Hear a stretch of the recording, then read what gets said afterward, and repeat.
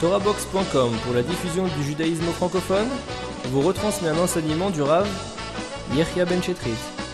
Bonne écoute et bon limoud.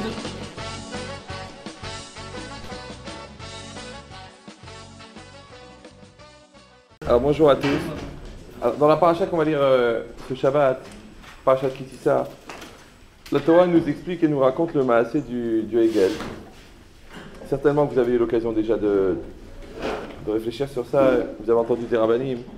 Mais là-bas c'est marqué que les bénis Israël, ils ont eu ce Nisayon, cette épreuve incroyable, que juste après qu'ils sont sortis d'Égypte, ils ont eu tellement de miracles, ils ont vu tellement de choses extraordinaires, et après ils ont entendu déjà la parole d'Akadosh Baruch Hu, parce qu'il y a eu déjà le Mamad en Sinaï, et Moshe il est monté pour recevoir la Torah. Vous savez quand c'est marqué que, c'est écrit dans la Gemara là-bas dans Shabbat, que quand Akadosh Baruch Hu il a commencé à parler, alors les bénis Israël sont morts. Ça veut dire que, qu'est-ce que ça veut dire que les bénis Israël meurent?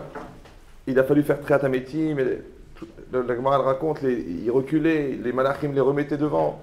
C'est un maasé incroyable. Comment c'est possible qu'après ça, il y a pu avoir le maasé Hegel? Et là-bas, quand on dit que les bénis Israël mouraient, il faut comprendre ce que ça veut dire. Parce que Akadosh Baruch Hu, il a créé le monde, et il a créé une distance avec le monde pour que l'homme puisse exister. Exactement pareil qu'un homme, on lui laisse un certain degré de liberté pour qu'il puisse se réaliser.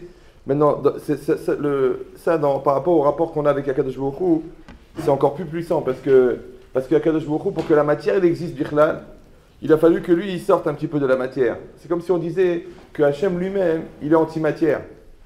Donc s'il est antimatière, donc la matière elle peut exister si Hachem il s'éloigne de la matière. C'est comme si vous avez une feuille de papier et vous la mettez dans un four. Vous savez les fours qui servent à faire fondre le métal. Alors ils sont à 3000 degrés. Maintenant si vous mettez une feuille dans le four, elle ne peut pas rester. Elle est antinomique avec le four parce qu'elle va brûler en une seconde. Une feuille de papier dans un four à 3000 degrés, elle brûle en une seconde. Donc la matière en vérité, elle est antinomique avec Akadosh Baruch Hu. Donc pour que la matière puisse exister, il a fallu qu'Hachem s'éloigne de la matière. Pourquoi? Parce que Hachem quelque part, il est antimatière. Vous me suivez ou non? Hachem il est antimatière. Donc puisqu'il n'est pas matière. Donc pour que la matière puisse exister, il a fallu qu'Hachem s'éloigne. Maintenant, si Hachem il est antimatière, donc la matière, elle est anti-Hachem. C'est logique. Ça veut dire que si quelqu'un il est matérialiste, il n'arrive pas à comprendre Akadosh Baruch Hu. Parce qu'encore une fois, puisque la matière peut exister que dans la distance avec Hachem, donc celui qui est matériel, il a une distance avec Hachem. Donc lui, il dit, mais je ne comprends pas, j'arrive pas à comprendre Dieu. J'arrive pas à sentir la Torah. Mais c'est normal. Si tu es matière, tu es anti-Hachem. Si tu es Hachem, tu es anti-matière. Si quelqu'un il est proche du spirituel, il est loin du matériel. Si quelqu'un il est proche du matériel, il est loin du spirituel. Ça s'appelle Timtum Alev. Quelqu'un qui est gasse, quelqu'un qui est grossier, quelqu'un qui n'a pas de finesse, quelqu'un qui n'a pas d'intellect, il est loin des choses fines. C'est pas qu'il est condamné, c'est Stam, il n'a aucun rapport avec ça. C'est comme si un bœuf, vous voulez lui expliquer un chidouche. C'est un bœuf. Tu dis, mais je comprends pas, mais si je donne une grande Messirut Nefesh, et si je lui donne de tout, avec tout mon amour, mais c'est un bœuf, il te regarde comme ça. C'est un bœuf, c'est un bœuf. Un bœuf, il est matière à 100%. Comme il est 100% matière, il est loin de ce qui n'est pas matière. Il est loin du Sechel, à plus forte raison qu'il est loin du Rouhani. Donc quand Akadosh Baruch Hu il a parlé, c'est l'intervention d'Hachem dans le monde. Cette intervention, elle est infinie. L'infini, quand il rentre dans le fini s'arrête. C'est pour ça que les commentaires ils disent que les oiseaux ils ont arrêté de chanter, l'arbre a arrêté de pousser, tout le monde s'est arrêté. Encore une fois, ce monde-là, il ne peut exister que le degré de liberté du monde, il peut exister seulement parce qu'Hachem il est en dehors. Exactement pareil que toi, si le surveillant général il te regarde comme ça, tu fais pas de bêtises, c'est impossible. Si le directeur il est derrière toi, tu fais pas. Alors quelque part il y a une certaine distance pour que toi tu puisses évoluer. Ton père s'il est derrière toi, tu n'as pas de libre arbitre. Alors il crée une certaine distance pour que toi tu puisses exister. Mais dans cette distance, soit tu peux en profiter pour être indépendant et pour être un adulte et être mature, soit tu peux en profiter pour être un imbécile. C'est un choix qui t'appartient, mais c'est dans la distance. Et cette logique-là, c'est que les bénis Israël, maintenant, ils avaient un lien avec Akadosh Baruch Hu qui s'appelle Moshe Rabbeinu. Maintenant, Moshe Rabbeinu, il s'éloigne d'eux. Comment il s'éloigne? Parce qu'il part pour recevoir la Torah. Il leur a dit, je reviens dans 40 jours. Il est parti à Chatzot. Malheureusement, vous savez, quand on parle de la 6e heure, on peut parler du début de la 6e heure ou de la fin de la 6e heure. Parce que la 6e heure, elle dure 1 heure. Donc à 5h05, c'est le début de la 6e heure. D'accord? Ou à 6h01, c'est la fin de la 6e heure. Il dit, quand il est parti, il a dit, je reviens dans 40 jours. Maintenant, c'est marqué dans le Passouk, Vayar Aham ki boshesh Moshe. Ils ont vu que Moshe a tardé. Alors la Gemara a dit, Al tikre boshesh et la baouchesh. Ils sont venus la 6e heure. Et à ce moment-là, qu'est-ce qui est marqué? Que le Satan, il est venu chez les Bnei Israël. Il leur a dit,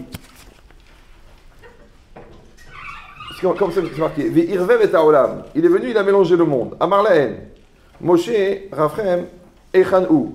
Moshe, votre maître, où est-ce qu'il est? Amoulou, ils lui ont dit, Ala la marom. Il est monté en haut pour recevoir la Torah. Amar lahen, il leur a dit, Baouchesh, voilà la 6e heure, il est arrivé. Il a dit, je viens dans 40 jours. 40 jours, c'est la 6e heure. Il n'est pas encore là. Velouish Gichouala, ils n'ont pas fait attention à lui, au Satan. Après, c'est marqué, Met, il leur a dit, il est mort. Ils n'ont pas fait attention. Ar-Enahem Dmut Mitato, il leur a montré l'image du cercueil de Moshe, le kéver, comme quoi il est mort. À ce moment-là, ils ont commencé à avoir peur et ils ont été chez Aaron pour demander de faire quelque chose, de faire un dieu.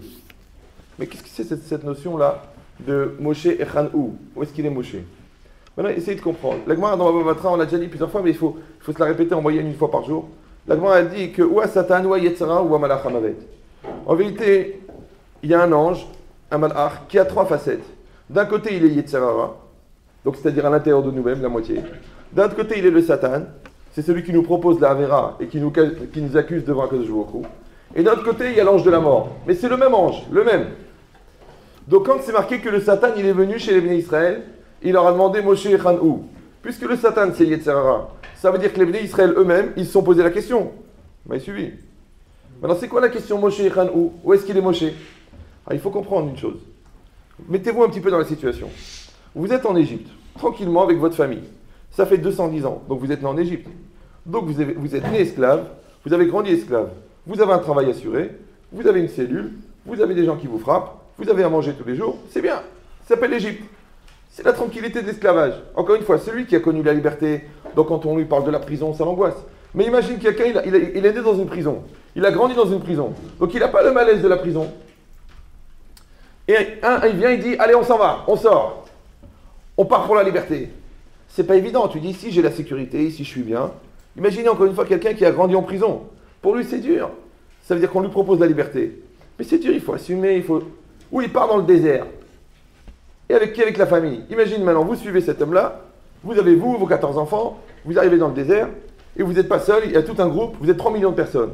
Et quand vous êtes bien dans le désert, bien perdu, il vous dit, écoutez,